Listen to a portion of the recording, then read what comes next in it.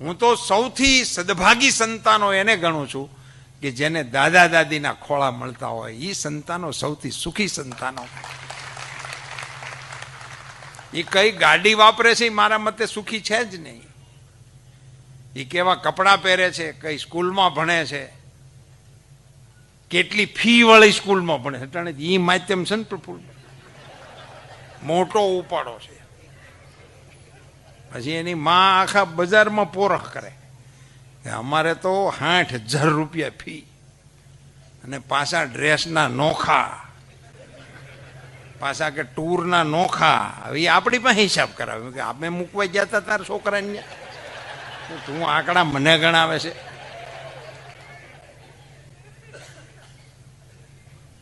હવે એમાંથી હું નીકળતું છે રામ જાણે. પણ કુટુંબ વગર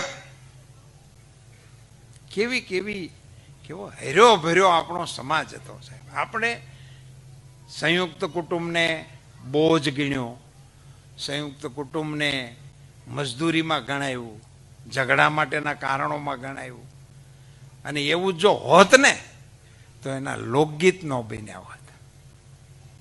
લોકગીત જ્યારે બને ને ત્યારે એ જીવનની ઉત્તમ પરંપરાઓ સમાજમાં વણાય, વણાતા વણાતા ઝીલાય, ઝીલાણા પછી એ લોકબોલીમાં પરિણમે અને પછી એ લોક ઢાળમાં ઉતરે ને પછી લોકગીતની હરાયણે ચડે.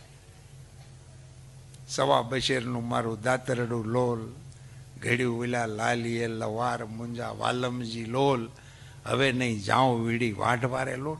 શ્રમ માટેનું મૂલ્ય હતું. ઈ ત્યાં એ વખતની વ્યવસ્થામાં ખામીઓ હતી એનું ગીત હતું. પરિણ્યો લાવે છે રોજ પાવલી રે લોલ, હું રે લાવું છું રૂપિયો 1.5 મુંજા વાલમજી લો. 1.5 રૂપિયો. એ જે ગીતો હતા એ હવે જો તમારી આ સંયુક્ત કુટુંબ વ્યવસ્થા એ બોજરૂપ હોત તો એવા ગીતો કેમ આવ્યા છે? સાંકડી શેરીમાં મારા સસરાજી મળ્યા મુને, લાજુ કાઢ્યાની ઘણી હામ રે ગોકુળમાં, હો મોરા શ્યામ મુજને હરિવાના. આ કેવી રીતે ગવાણું છે? જો એ બોજલ હોત તો કેવી રીતે ગવાણું હોત? સાંકડી શેરીમાં મારા જેઠજી મળ્યા મને, ઝીણું બોલ્યાની ઘણી હામ. તમે વિચાર તો કરો કેવી પરિવાર પ્રત્યેની શ્રદ્ધા હશે, કેવો પરિવાર પ્રત્યેનો આદર્શ હશે.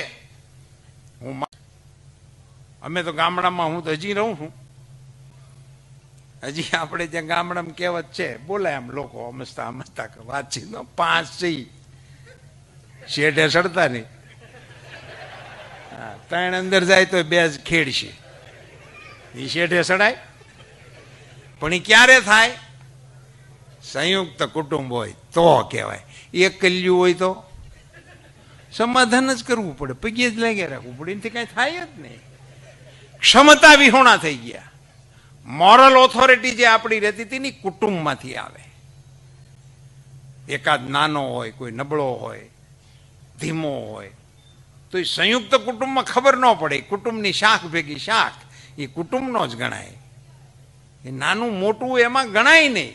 એની હારે એના ઉછેરને કોઈ બાધ ન આવે, એના વિકાસને કોઈ બાધ ના આવે. હવે એ તરત ઓશિયાળા થઈ જાય છે, નિરાધાર થઈ જાય છે, સંઘર્ષ નથી કરી શકતા. અને સંઘર્ષ આવે ત્યારે જે એકલતા અનુભવે છે પછી એ પાછા નથી વળી શકતા. પછી પાછા નથી વળી શકતા.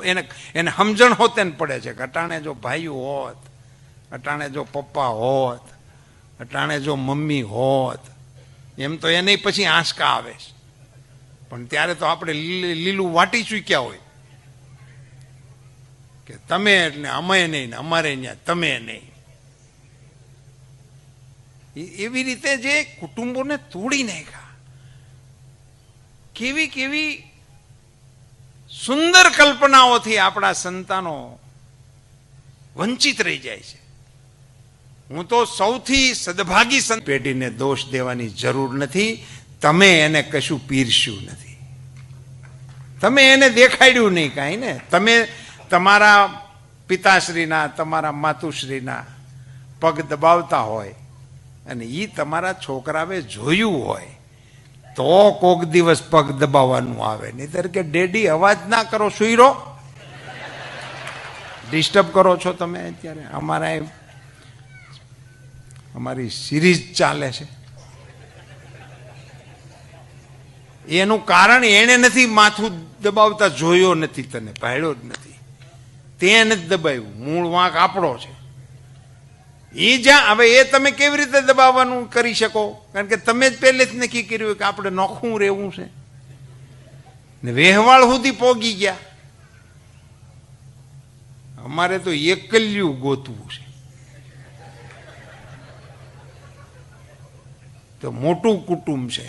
મેં તો હલસ બોલે એમાં અમારી દીકરીને ક્યાં નાખવી? અરે એ હલસમાં જ એની સલામતી છે. હલસ બોલે એમાં સલામતી છે. હું તમારી જાણકારી માટે કહું, મારે એક પોલીસ વડા સાથે બેસવાનું થયું હતું. મારે આ બધી રામાયણો તો આપણી હાલતી જ હોય. છોકરીઓ ભાગી જવાની, પાછી ગોતવા જવાની, મેળવી દો, અમારી છોકરી નિર્દોષ છે, અમારી આંખ શાર કરી દો ને પછી તમે છૂટા. મેં કીધું એ આંખ શાર નહીં, બાર કરીને વહી ગઈ છે એ તારી અરે આંખ શાર હું ગમે એટલી આંખ ભેળી કરતો નથી માનવાની. હવે એના નામનું નાય નાખતું એટલે કામ પતે. પણ એ પોલીસ ઓફિસરે મને એવું કહ્યું હતું કે સાહેબ આ જેટલા કિસ્સા બને છે એમાંથી એક પણ કિસ્સો સંયુક્ત કુટુંબની દીકરીનો બનતો નથી. કેવડું મોટું અભય હતું આપણા પરિવારનું એ તો તમે વિચાર કરો કોઈક દિવસ. કેવડું અભય આપણી દીકરીઓ માટે, દીકરાઓ માટે.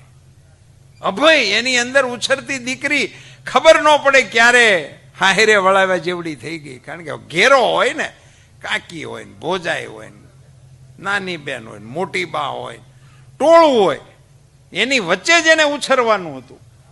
એટલે એમાં લંગુર લાગે જ નહીં, કવરેજ એરિયામાં જ હોય.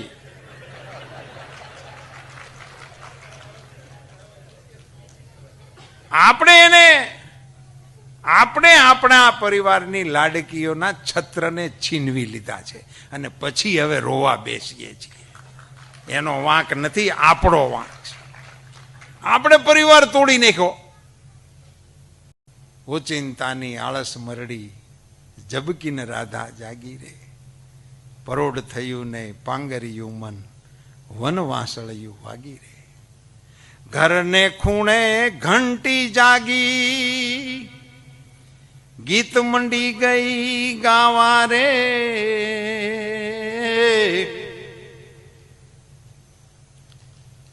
કાંબી કડલા વાદે વળિયા, ત્યાં તો હેલું હાલી ના વારે. પરોઢ થયું ને પાંગરિયું મન.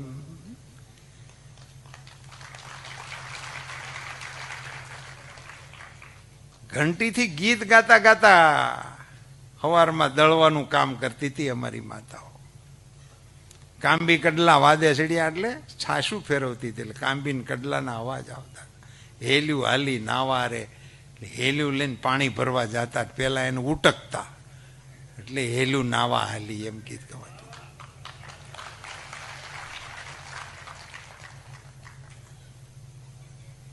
હવે જોગિંગમાં નીકળે છે બેનો. કરો તમે હેલ્યુમ ગોબા પડી ગયા.